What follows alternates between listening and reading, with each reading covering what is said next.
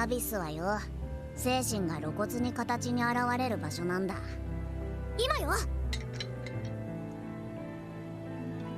恐怖が形として体に出るならよ、願いが形として宿ることだってあるんじゃねえの？信じようぜ。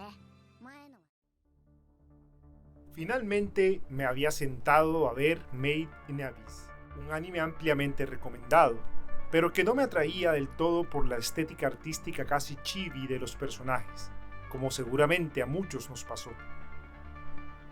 No esperaba encontrarme con semejante obra maestra del anime reciente, y como me había pasado meses antes con Shingeki no Kyojin, mi fe en el anime se renovó con una intensidad que creía imposible. Pero no estaba preparado para deleitarme con semejante exquisitez, mucho menos que mi corazón galopara emocionado en una escena y que en la otra sintiera mi estómago dar un vuelco de las náuseas. Solo tengo un adjetivo: bárbara. En ambos sentidos, el peyorativo y el elogioso. Y aunque en este video, claro que resaltaré, sin spoilers cabe aclarar, por qué todos deberíamos ver Made in Abyss, me centraré en la otra revelación que tuve: descubrir que el anime debe ser el formato narrativo que con más éxito ha conseguido crear sus historias en torno al world building y no a los personajes y la trama como tanto estamos acostumbrados. ¿Por qué? Bueno, si quieren saberlo, acompáñenme entonces en este viaje donde descubriremos a las historias dirigidas por el world building, aquellas que como principal atractivo tienen a sus mundos, dejando a sus personajes como los verdaderos elementos decorativos y no al revés. Si esto te interesa, este es tu lugar, te aseguro que te va a encantar. Bienvenidos sean todos a Fantasía Visceral, desentrañando la fantasía.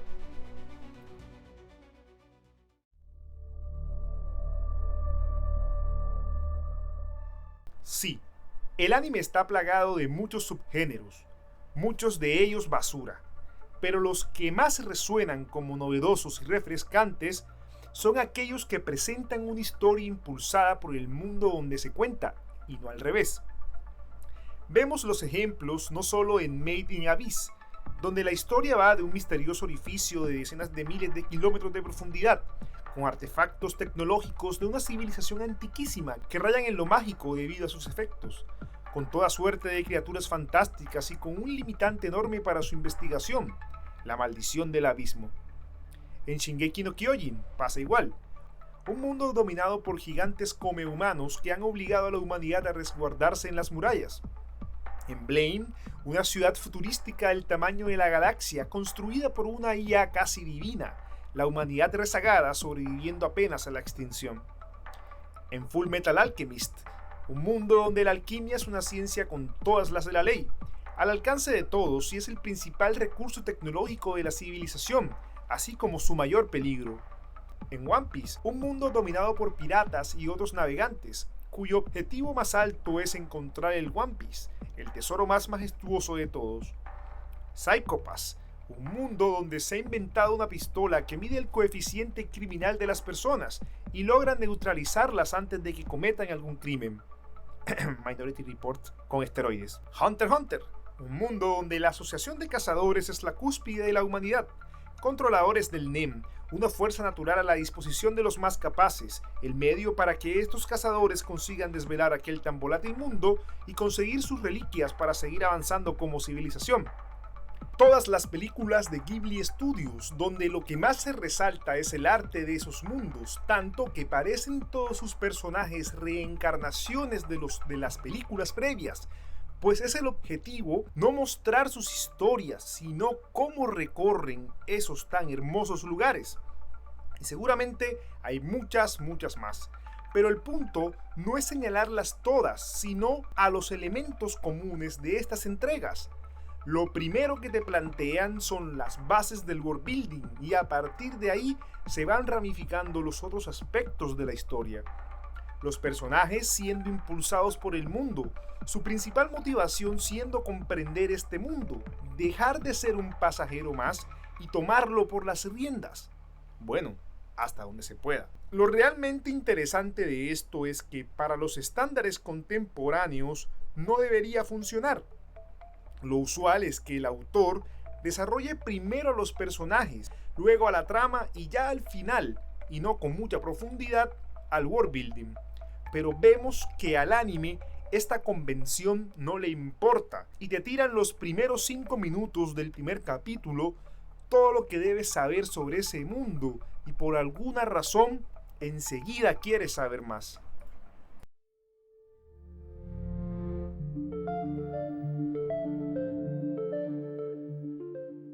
Como buen amante del world building, como seguramente a estas alturas ya todos se han dado cuenta que soy, me siento infinitamente ofendido toda vez que escucho o leo a alguien decir: es que ese mundo atrae tanto porque lo vemos como otro personaje. Carajo, como si el mundo por sí solo no pudiera sobresalir y requiriera de alguna manera ser considerado como un personaje para que sea memorable. Pues no, me parece una de las falacias más ampliamente extendidas de la narrativa. La culpa la tienen todos esos autores de la fantasía temprana que nos dieron enciclopedias en vez de novelas, que no sintieron la necesidad de presentar sus mundos de una forma atractiva, ya que saber sobre los elementos de ese universo era un requisito, otro escalón del compromiso que adquirías al leer esa saga de novelas, y esto en parte te hacía sentir especial, sentir que tenías tal grado de dedicación por la historia en la que te sumergías, que no te importaba si era necesario estudiarla tal cual se estudia una disciplina del mundo real, porque en eso estaba su magia. Tal cual lo dije en un video previo, en cazar el lore. Sin embargo, no siempre tenía por qué ser así, y siento que esta es una de las razones por las cuales la fantasía durante muchas décadas se rezagó como un género de nicho, solo apto para nerds. No sé si surgió de la necesidad de ampliar las audiencias o simplemente como un fenómeno producto de la evolución natural que tienen los géneros, pero pronto muchos autores se dieron cuenta de que ese mundo al cual tanto empeño le habían puesto en crear no tenía por qué ser un incordio investigarlo. Mejor aún, se percataron de que esos mundos tan curiosos y misteriosos eran la verdadera razón por la cual los espectadores en un principio escogían la fantasía. Así que, ¿por qué no hacerlos atractivos de entrada? Y aquí jugó un papel fundamental el anime. Siento que actualmente la fantasía le debe más al anime que a la misma literatura. Esperen, no me funen todavía. No necesariamente por la calidad de las entregas, sino más bien por su cantidad. Pero esto tampoco es algo inherentemente malo, no, todo lo contrario. Con tanto manga y anime que se produce desde hace al menos 4 décadas, tanto autores como espectadores se fueron dando cuenta de los elementos que debían mantenerse y los que no. Y sin enfrascarse en géneros, sino centrándose en solo lo que querían contar, nos han entregado las historias más refrescantes de la fantasía desde que Tolkien popularizara el género literario. Yendo en contra de los formatos convencionales, decidieron que tal vez la mejor forma de enganchar a un nuevo espectador era mostrar primero el mundo y por qué valía la pena saber más de este. Así nacieron los animes que mencioné anteriormente. Todos estos contando en los primeros minutos del primer capítulo lo que necesitas saber del mundo antes de que siquiera te presenten a los personajes con los cuales lo recorrerás. Estos mundos siendo lugares tan originales que vaya que quería saber más. De hecho, vemos en muchos casos que los personajes y la trama no funcionan muy bien, como es el caso en la mayoría de los isekais, pero esto no aleja a las audiencias, sino al revés. Es como si deliberadamente hicieran los personajes y las tramas lo más genéricas posibles para que podamos distraernos de estos dos elementos y centrarnos en el world building. Siendo otra de las paradojas que tanto me gusta señalar, pues en un sentido teórico de la narrativa, esto no debería funcionar. Entonces vienen y dicen, claro, es que el abismo en Made in Abyss y Hogwarts en Harry Potter son unos personajes más, y por eso es que gustan tanto, que no, vuelvo y digo, ni en el sentido literal ni en el figurado, son world building bien ejecutado, nada más, nada menos, Punto.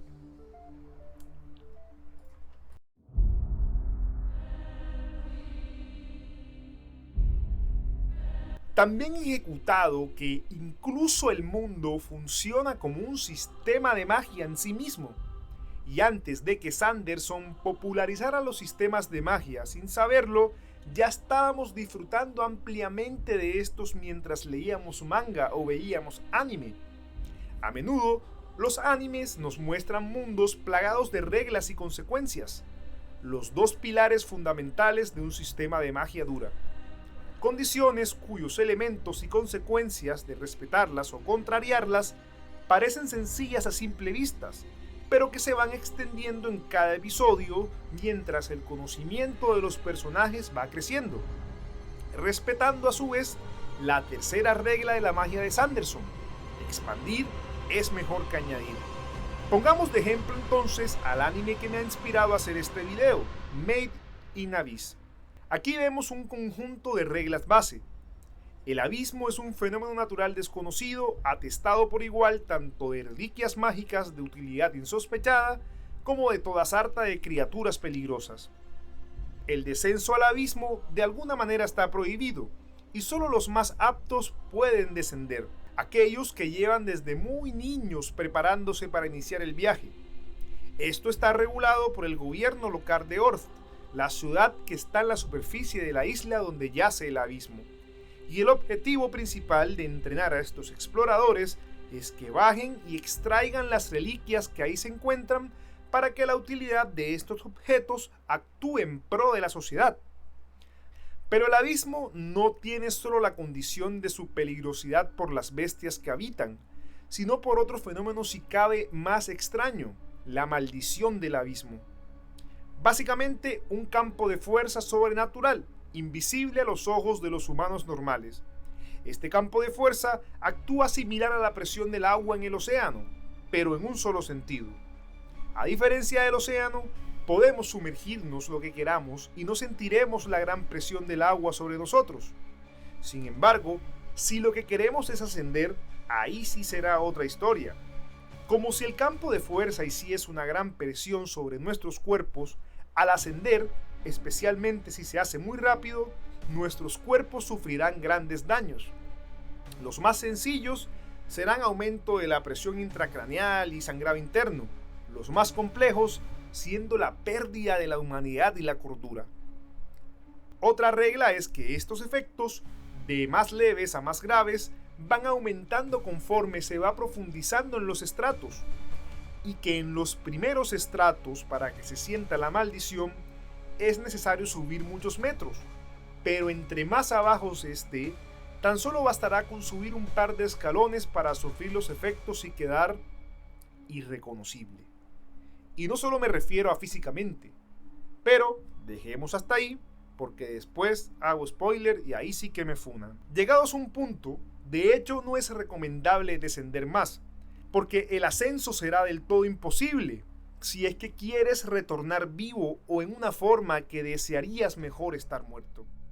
En esto se fundamenta el sistema del abismo: los peligros naturales inherentes a la fauna y la flora y el gran riesgo de seguir descendiendo. Pero existen excepciones a las reglas, que pueden manipular estas dos condiciones más o menos al antojo del explorador. Pero nuevamente, para no privarlos de esta gran experiencia que desearía yo vivirla nuevamente la primera vez, de descubrir estas otras reglas del abismo por nuestra propia cuenta, vamos a dejar aquí. Y bueno, díganme, siendo una persona que jamás se ha aventurado en este grandioso viaje que es Made in Abyss, ¿me vas a decir que no te llamaría la atención verlo? Esto que he contado se cuenta en los 3 primeros capítulos, no es spoiler. Todavía no se han desarrollado los personajes ni la trama lo suficiente, pero vaya que consigue con éxito el efecto de enganche, y una vez empiece el descenso de Rico y Rek hacia las profundidades ignotas, no podrás detenerte. En cierta medida entiendo por qué dicen que el abismo es un personaje en sí mismo, ya que está vivo, en verdad parece que lo estuviera. Pero no es necesario justificar su esplendor en que es un personaje, porque como elemento del world building funciona excepcionalmente bien. Tanto que incluso puede este anime darse el lujo de hacer a sus personajes principales un par de chivis. Y hasta se le permite que más de una vez muestre unas escenas un poco pasadas de tono. Pero que no te confunda, este anime no tiene nada de infantil. Es el seinen más grotesco que he visto. Y no se trata del gore, sino más bien de su efecto psicológico. Sí, amigos, peor que Berserk y hasta que Monster. Juega con tus sentimientos de una manera tan cruel, cuya maldad solo se incrementa al ver todo lo que les sucede a estos personajes que apenas son unos niños. Pero es también uno de los animes más cozy que he visto, paradójicamente. Es tan brillante que brinca entre lo cozy y lo gore a un pacing impecable, haciéndote sufrir pero sabiendo hasta dónde para no abrumarte tanto, para después darte una escena cómica que te hace suspirar y sentir que entre tanta oscuridad todavía puede haber algo de luz. Otro punto a favor es que a diferencia de muchas historias con un world building igual de atrapante, Made in Abyss se las arregla para que siempre tengas presentes sus reglas y consecuencias.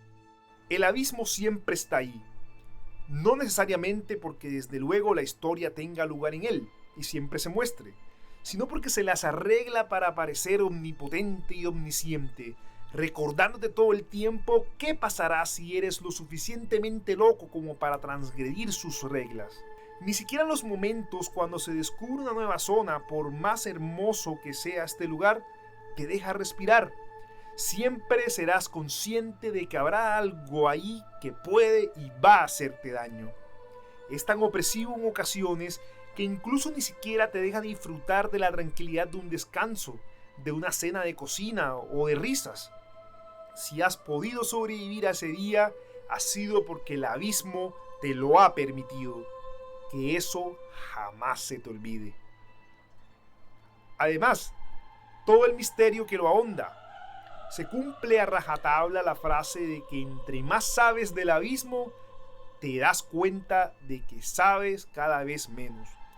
Con una respuesta surgirán el doble de preguntas, así hasta multiplicarse tanto que paradójicamente antes de saturarte con tantas dudas y la conciencia de que lo desconoces casi todo, no te priva del placer de esa sensación de descubrir algo nuevo sobre cómo funciona el abismo.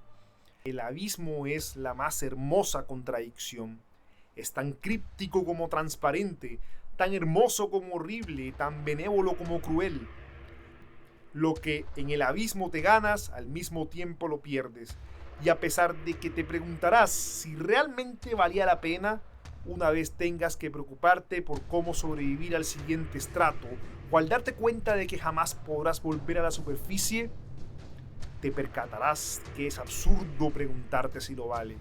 Lo vale. Cada gota de sudor, lágrimas y sangre, vaya que lo vale. El abismo es lo más majestuoso que puede conocer el hombre, tanto que pareciera que el hombre está en el mundo tan solo para conocerlo, y no que el mundo está al alcance del hombre para que lo conozca, tal cual quieren mostrarnos los animes basados en su world building.